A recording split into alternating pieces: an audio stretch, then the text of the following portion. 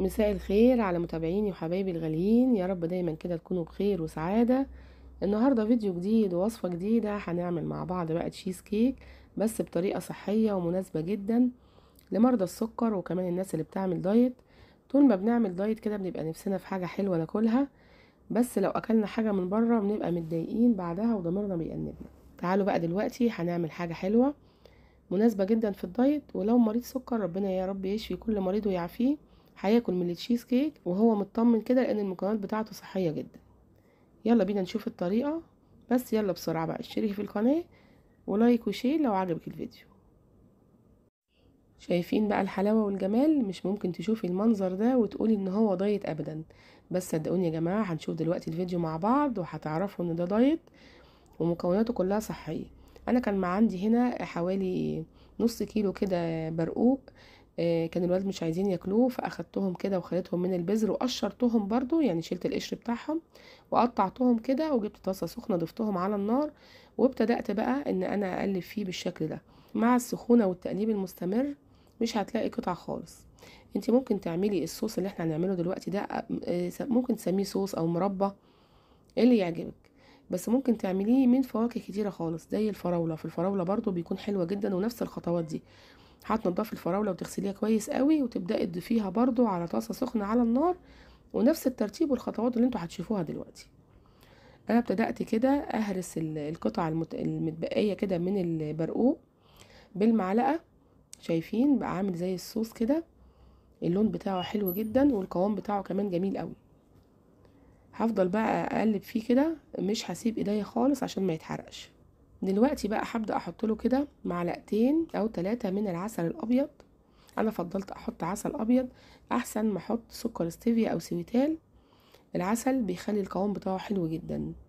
يعني ايه اللي تفضلي؟ ممكن تشيلي العسل وتحطي ظرفين من سكر ستيفيا، برضه هيبقى كويس جدا، بس انا فضلت بصراحة احط معلقتين عسل. القوام نفسه بتاع المربى بيبقى افضل. هفضل برضو اقلبها كده حوالي دقيقتين وبعد كده هطفي عليها، وهيكون صوص البرقوق جاهز معايا. زي ما قلت لكم مش لازم برقوق خالص، الفاكهه اللي تفضليها زي الفراوله برضو بالطريقه دي هتبقى حلوه جدا. خلاص كده هي جهزت معايا، هسيبها بقى تبرد وهبدا في باقي المكونات. انا كنت عملت معاكم على القناه البسكوت بتاع الشوفان قبل كده، هو ده اللي انا عاملاه، وده انا كنت عملته في فيديو سابق. شايفين بقى البسكوت بتاعنا تحفه ازاي؟ هحط لكم اللينك بتاعه في صندوق الوصف. مكوناته سهله وبسيطه جدا وينفع ويبقى حلو قوي للدايت. انا خدتهم كده حوالي 6 بسكوتات كده، حطيتهم في الكبه وضربتهم او طحنتهم بقوا بالشكل ده. على فكرة البسكوت بتاع الشوفان بتاع بره بيبقى فيه سكر وما بيبقاش صحي خالص، فاعمليه في البيت بيبقى مناسب جدا. جبت قطعة من الزبدة اللي هي اللوبارك، دي صحية وحلوة قوي، وحطيتها كده، دي قطعة صغيرة جدا يعني، حطيتها كده على البسكوت بعد ما سيحتها وابتدأت ان انا اقلب البسكوت بالشكل ده. لو انت مش عايزة تضيفي مكعب الزبدة ممكن تحطي كده 3 معالق من المية ترشيهم على البسكوت، هيديكي برضو نفس النتيجة، بس انا مش بفضل كده. الزبدة بتكون افضل بكتير، واحنا مش كل يوم يعني هناكل تشيز كيك. والزبدة دي خلي بالكم لازم تكون صحية، ما تكونش زبدة نباتي. جبت بقى طوق كده، انا بيبقى عندي طقم كده بستخدمه في حاجات كتيرة. جبت المقاس ده يعتبر المقاس الوسط، وحطيت فيه طبقة البسكوت بعد ما غلفته من تحت بالبلاستيك ريب. ممكن تعملي التشيز كيك في اي حاجة موجودة عندك، ممكن في الصينية اللي هي بتفتح وبتتقفل، وممكن لو مش موجود خالص ولا متوفر الحاجات دي ممكن تعمليه في كوبايات برضو، هيبقى حلو جدا. حطيت كده بقى البسكوت وعملت طبقة كده وابتدأت ان انا اضغطها بالمعلقة واكبسها بالشكل ده. ودلوقتي بقى هدخلها التلاجة عقبال ما اكمل باقي الخطوات. جبت كده معلقة كبيرة من الجيلاتينا. الجيلاتين ده جيلاتين نباتي مش حيواني، انا بفضل طبعا النباتي بيبقى حلو جدا وموجود عند بتاع مستلزمات الحلويات. هجيب كده بقى 3 معالق من المية السخنة واحطهم على معلقة الجيلاتين وابدأ ادوبهم بالشكل ده لغاية ما يبقاش فيه اي تكتلات. وجبت كده بقى علبة من اللبنة. اللبنة دي موجودة بتتباع في السوبر ماركت، وهقول لكم البديل بتاعها دلوقتي. هبتدي بقى احط كده علبة اللبنة كلها في البولة عندي، واحط كمان مكعبين من الجبنة. انا حطيت جبنة بريزدون لايت، طبعا مفيش تشيز كيك من غير جبنة. وحطيت معلقة واحدة بس من الكريمة اللباني، بس تكون من اصل حيواني مش من اصل نباتي. ودلوقتي بقى احط كده معلقتين من سكر سويتال او الظرفين اللي انتوا شايفينهم دول. يعني لو موجود عندك البرطمان حطي معلقتين، مش موجود حطي ظرفين، نفس الكميه بالظبط. وبرده السكر تبعك انتي ممكن تزودي او تقللي على حسب كميه السكر اللي انتي بتفضليها في الحاجه. وجبت بقى الهاند بلندر وابتدأت ان انا اضرب كده كل المكونات مع بعض. المكونات دي كلها صحيه جدا وهيديكي طعم التشيز كيك بالظبط. لو مش موجود عندك اللبنه، البديل بتاعها الزبادي اليوناني. هو الزبادي اليوناني يا جماعه هو اللبنه، هيها نفس الطعم، بس بيبقى متشال منه كل السوائل فبتبقى اللبنه. لكن انتي لو مش متوفر عندك اللبنه دي، ممكن تستعمليه الزبادي اليوناني، حلو جدا جدا وهيديكي نفس النتيجه. وممكن كمان تستعملي الجبنه القريش، بس تكون اللي هي الجبنه القريش اللي هي الكريمي، ما تبقاش اللي هي اللي بتبقى ناشفه دي، لا. شايفين بقى القوام بعد ما ضربته بالهاند بلندر؟ بقى ده القوام بتاعنا.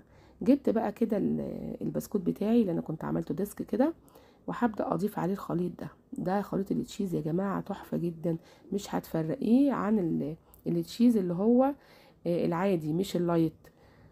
احط بقى دلوقتي المربى بتاعتنا اللي احنا عملناها، احطها بقى كده بعد ما دخلت الخليط بتاع التشيز، دخلته التلاجة حوالي 3 أو 4 ساعات. لازم تدخليه التلاجة، ما ينفعش تحطي المربى غير لما يجمد، لان ده فيه جيلاتينة فهيجمد معاكي بسرعة. ابتدأت بقى اسلك بالسكينة كده داير ما يدور بعد ما طلعته من التلاجة، وهشيل بقى كده الطوق ده، وهشيل كمان البلاستيك ده. اول ما بتشيليه هيتشد معاكي بكل سهولة زي ما انتوا شايفين كده. هبتدي بقى دلوقتي اقطعها. بصوا بقى المثلث اللي هيطلع اهو. اظن مفيش بقى يا جماعة احلى من كده، طعمها جميل جدا، مش هتقدروا تفرقوها عن التشيز كيك العادية اللي بتتباع في محلات الحلواني. طعمها حلو قوي قوي. وانا قلت لكم كمان البدايل بتاعتها، يعني ممكن بدل اللبنة تستعملي يا اما الزبادي اليوناني حلو جدا جدا، او الجبنة القريش اللي هي الكريمي دي اللي بيبقى القوام بتاعها كريمي، برضو بتبقى حلوة جدا. شايفين بقى الحلاوة والجمال؟ ومعلقة الكريمة اللباني اللي انا حطيتها دي مهمة جدا. يعني احنا مش كل يوم هناكل تشيز كيك، بس دي مهمة جدا. احنا لو عاملينه مش للدايت كنا حطينا كوباية كاملة، لكن انا حطيت معلقة واحدة بس تكون اهم حاجة زي ما قلت لكم كده من اصل حيواني، لان في كريمة لباني بتبقى نباتي، دي مش صحية خالص. شايفين بقى القوام بتاعه؟ اظن يا جماعة تحفة، يا ريت تجربوه، صحي جدا. ولو لمرضى السكر ربنا يشفيهم يا رب ويعافيهم، هتكون مناسبة جدا. مش معنى يا جماعة ان احنا بنعمل دايت يبقى ما ناكلش حلويات، لا، ده احنا هناكل احلى حلويات بس تكون معمولة بطريقة صحية. ايه رأيكم بقى في التشيز كيك بتاعتنا النهاردة؟ تحفة. انا بتمنى طبعا يكون الفيديو بتاع النهاردة عجبكم، ولو عجبكم بقى ما تنسونيش في اللايك والشير والسبسكرايب القناة. يلا باي باي، اشوفكم على خير الفيديو الجاي.